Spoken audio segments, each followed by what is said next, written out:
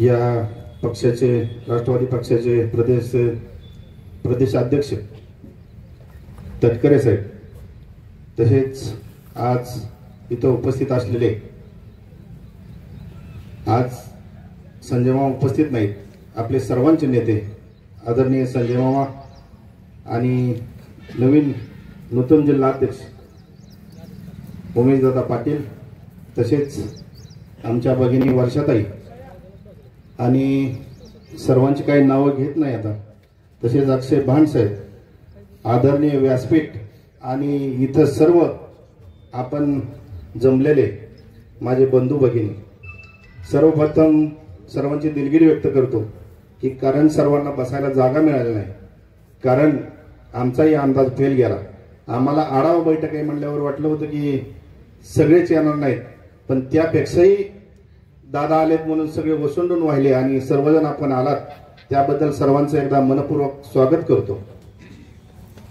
दादा, आज आम्हाला इथं हिनवलं जात होतं, आमच्या कार्यकर्त्यांना हिनवलं जात होतं की राष्ट्रवादीचे 4 टाळके, कोणतून जे जे जे 4 टाळके म्हणतायत त्या पुढाऱ्यांना मी सांगू इच्छितो.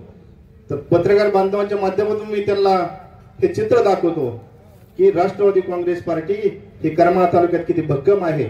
आणि संजय मामाचा गट, आज मामा पडल्यापासून सगळे म्हणतात की मामाचा गट संपला पाहिजे, तर आपण संजय मामा शिंदे यांच्या नेतृत्वाखाली राष्ट्रवादी काँग्रेस पक्ष इथं काम करत आहोत.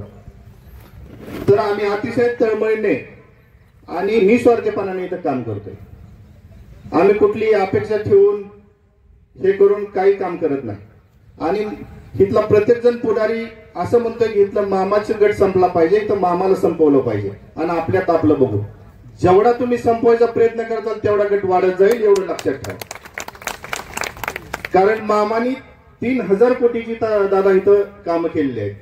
लोक विसरू शकत नाहीत. आज तुम्ही एखादा पुढारी फोडचाल, पण जनता फोडली पाहिजे ना.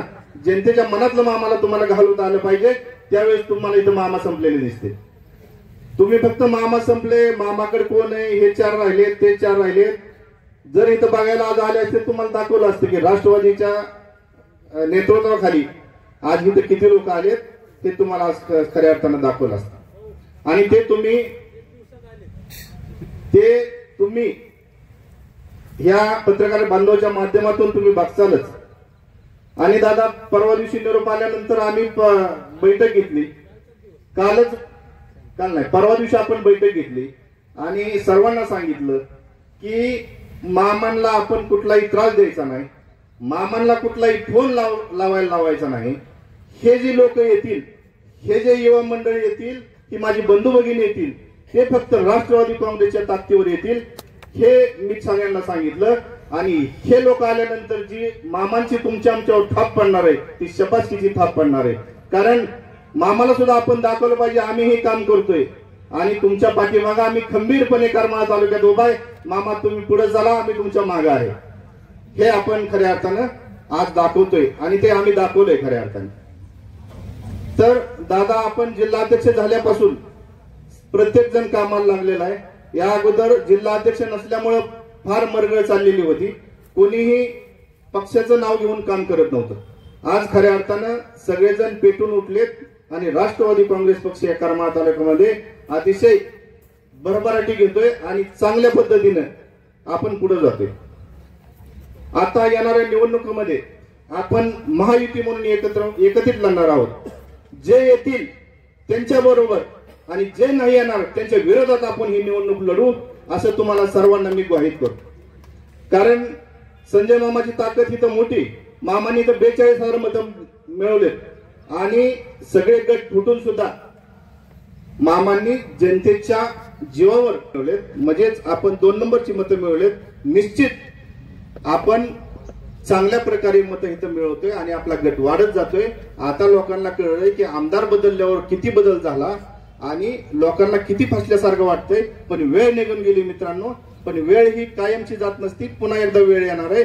त्यावेळेस आपण खंबीरपणे मामाच्या मागे उभा राहून मामांना पुन्हा एकदा आमदार करू आणि राहिलेलं मामांचं स्वप्न, राहिलेली कामं आपण करमाळा तालुक्याची पूर्ण करून घेऊ.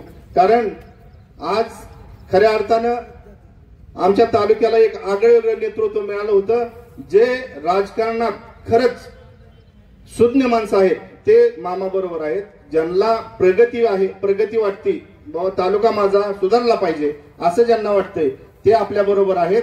आणि निश्चित माणसाला माणूस जोडून तालुक्यामध्ये आपण 1 नंबरची मतं घेऊ एवढं तुम्हाला आश्वासित करतो. कारण आपण कारखान्याला सुद्धा बघितलं, दादा आमच्या विरोधात अख्खा तालुका एकवटला, तरीही आम्ही 7,000 मतं घेतली आणि पुढच्या पॅनलला 8,200 मतं पडली. म्हणजे अख्खा तालुका एकवटून सुद्धा आम्ही जवळजवळ त्यांनी 55% मतं घेतली असतील, आम्ही 47-48% मतं घेतलेली आहेत. याचाच अर्थ की मामांचा प्रभाव कामाचा हा जनतेवर आहे आणि लोक मामावर प्रेम करतात. पुढचा आमदार हा राष्ट्रवादी काँग्रेसचाच असेल एवढं तुम्हाला आश्वासित करतो. आणि आपण सर्वजण आलात आणि वेळात वेळ काढून बसलात. माझ्या बंधू भगिनी चांगलं काम आहे माझ्या भगिनींचं. ज्यावेळेस सांगल ताई त्यावेळेस ते हजर असतात. ताईंची थोडी अडचण होती पण आता ती अडचण दूर झालेली, ती पाहिजे त्यावेळेस येतात. तुमचा फोन आला की मी त्यांना गाडी सुद्धा देतो, त्यांना विचारा तुम्ही. त्यांच्या पाठीमागे मी भावासारखा खंबीर उभा आहे, तुम्ही काळजी करू नका.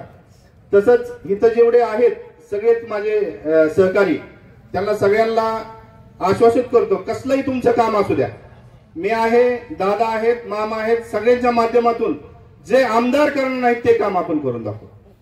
म्हणजे तुम्हाला कुठलीही अडचण येणार नाही एवढंच तुम्हाला सांगू इच्छितो. कारण आपलं काम अतिशय प्रगतीपथावर आहे. आपले सहकारी एवढे सगळे जमलेले आहेत. नवीन आपल्याला माणसं जोडत आहेत. आता ते पप्पूला काहीतरी आताच पद दिलेलं आहे, युवा पिढी चांगलं काम करते. काय अमोल दादा लावून आपल्याकडे आलेले आहेत. तर सर्वच आपले जे सहकारी पहिले जुने सहकारी आहेत चांगलं काम करतायत आणि इथून पुढे आपला गट वाढायला लागलाय. असाच आपण वाढवत राहू. कुठलीही अडचण आली तर आपण सर्वजण मिळून ती सोडवून कार्यकर्त्याच्या पाठीमागे भक्कमपणे उभा राहू. आणि या कार्यक्रमासाठी ज्यांनी कष्ट घेतलं त्यांचं पुन्हा एकदा आभार मानतो. आणि सर्वांना सांगतो की जेवणाची व्यवस्था केलेली आहे, जेवण केल्याशिवाय कोणीही जाऊ नये. एवढंच मी 2 शब्द बोलतो आणि माझं भाषण संपवतो. जय हिंद, जय महाराज.